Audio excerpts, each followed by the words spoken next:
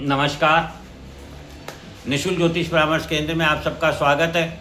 जैसे कि हमारी 17 फरवरी 2026 को होने जा रहा सूर्य ग्रहण के प्रभाव के बारे में चल रही है, तो ये सूर्य ग्रहण तो प्रत्येक वर्ष होता है, किंतु इस बार कुछ विशेष होने जा रहा है जो अति विशेष है। विशेष ही नहीं, अति विशेष है।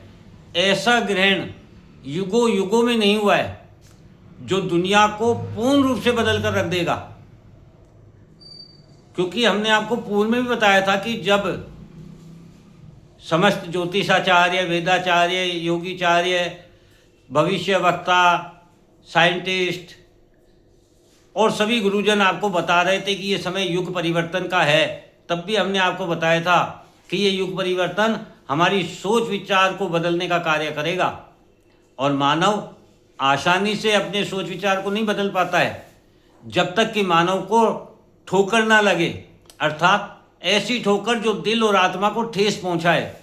तब मानव की अपनी सोच बदलती है, विचार बदलता है। यही दिल और आत्मा को ठेस पहुंचाने और ठोकर लगाने की तैयारी कर रहा है ब्रह्मांड इस समय सूर्य ग्रहण के द्वारा।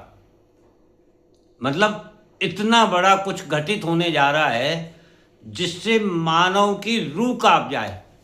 इसीलिए इस सूर्य ग्रहण को असाधारण सूर्य ग्रहण कहा है हमने। सूर्य ग्रहण 17 फरवरी 2026 को होगा, आप सभी जानते हैं। जिस दिन सूर्य ग्रहण होने जा रहा है उस दिन शनि ग्रह के द्वारा लग्न में जो 12 भाव स्थित होते हैं, उन 12 भावों को शनि ने अपने अधीन कर रखा है। कैसे, इसे समझते हैं। जैसा कि आप जानते हैं, मंगल को 2 राशि प्राप्त है, 1 नंबर और 8 नंबर, और मंगल स्वयं शनि की राशि में स्थित है। और आने वाले समय में 23 फरवरी को मंगल राहु के साथ शामिल होने वाले हैं। वर्तमान समय में भी सूर्य ग्रहण के समय मंगल राहु की तरफ बढ़ रहे हैं और राहु मंगल की तरफ बढ़ रहे हैं, यानी दोनों एक दूसरे को आपस में मिलने के लिए तैयार हैं। इस प्रकार से मंगल के 1 नंबर और 8 नंबर की 2 राशि प्राप्त है जो शनि की राशि में स्थित है। शनि की दूसरी राशि कुंभ होती है जिसमें शुक्र, बुध, चंद्रमा, सूर्य और राहु 5 ग्रह हैं। शुक्र को 2 नंबर और 7 नंबर भाव प्राप्त है, बुध को 3 नंबर और 6 नंबर भाव प्राप्त है, चंद्रमा को 4 नंबर का भाव प्राप्त है, सूर्य को 5 नंबर का भाव प्राप्त है।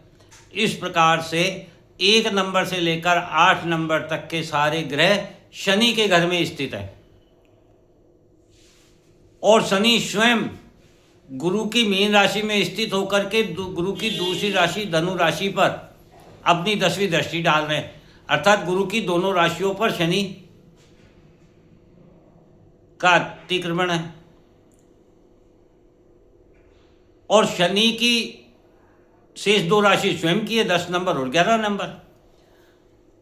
तो इस प्रकार से 1 से 12 भाव तक पर शनि का आधिपत्य है। इसका मतलब ये हुआ कि संपूर्ण ब्रह्मांड, क्योंकि हमारी कुंडली संपूर्ण ब्रह्मांड को ही तो दिखाती है, तो संपूर्ण ब्रह्मांड शनि के अधीन है सूर्य ग्रहण के समय। इसी प्रकार से 17 फरवरी 2026 को सूर्य ग्रहण के समय ब्रह्मांड में स्थित 9 के 9 ग्रह राहु के अधीन है। भाव तो शनि के अधीन है और ग्रह राहु के अधीन है। इसे समझते हैं कैसे है। राहु कुंभ राशि में स्थित है। इसे राहु की भी राशि मानी जाती है क्योंकि राहु एक राक्षस से देवता अमृतपान करके ही बना है और कुंभ राशि का प्रतीक चिन्ह अमृत कलश ही है। इसीलिए राहु की ये राशि है। राहु शनि की कुंभ राशि में स्वतंत्रता प्राप्त करता है, इसीलिए राहु को शनिवत भी कहा गया है, क्योंकि राहु शनिवत भी हमें प्रभाव देता है। सूर्य ग्रहण के समय राहु के साथ 4 ग्रह सूर्य, बुध, शुक्र, चंद्रमा है और मंगल राहु की तरफ और राहु मंगल की तरफ बढ़ रहा है, जो 23 फरवरी को राहु के साथ भी होगा और 23 फरवरी तक भी शनि की राशि में ही स्थित है। तो राहु स्वयं 4 ग्रह राहु के साथ, 5, छठा हो गया मंगल जो राहु की तरफ बढ़ रहा है और 23 फरवरी को ज्वाइन करेगा। 7वां केतु जो राहु के बिल्कुल सामने होता है। 8वां शनि जिसकी राशि में राहु बैठा हुआ है। और 9वां गुरु, गुरु से राहु नवम पंचम योग बना रहा है। गुरु की दृष्टि राहु पर है, राहु की दृष्टि गुरु पर है। इस प्रकार 9 के 9 ग्रहों को नियंत्रित कर रहा है राहु। यह सूर्य ग्रहण केवल सूर्य ग्रहण नहीं है, अभी तो समस्त ब्रह्मांड शनि राहु के नियंत्रण में है। ऐसे समय पर अब आप स्वयं समझ लें कि राहु शनि मिलकर विश्व स्तर पर कितना बड़ा परिवर्तन करने वाले हैं। जब शनि कर्माधिकारी और न्यायाधीश, शनि जिसे हम कर्माधिकारी और न्यायाधीश कहते हैं, तो आप सोचिए यदि किसी न्यायाधीश के घर पर राहु जैसा आतंकी नियंत्रण कर रहा हो तो उस घर में कैसी न्याय प्रक्रिया होगी। विश्व स्तर पर न्याय जो है हथियार की नोक पर होगा, जो आतंक से भरा होगा। आतंक भय पैदा करता है और हथियार के रूप में क्या काम में लेगा? स्पेस, टेक्नोलॉजी, दूरसंचार। राहु जहर का उपयोग करेगा।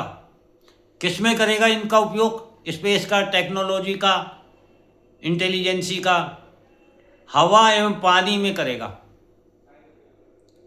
इससे क्या होगा? वातावरण जहरीला हो जाएगा, ऑक्सीजन की कमी हो जाएगी।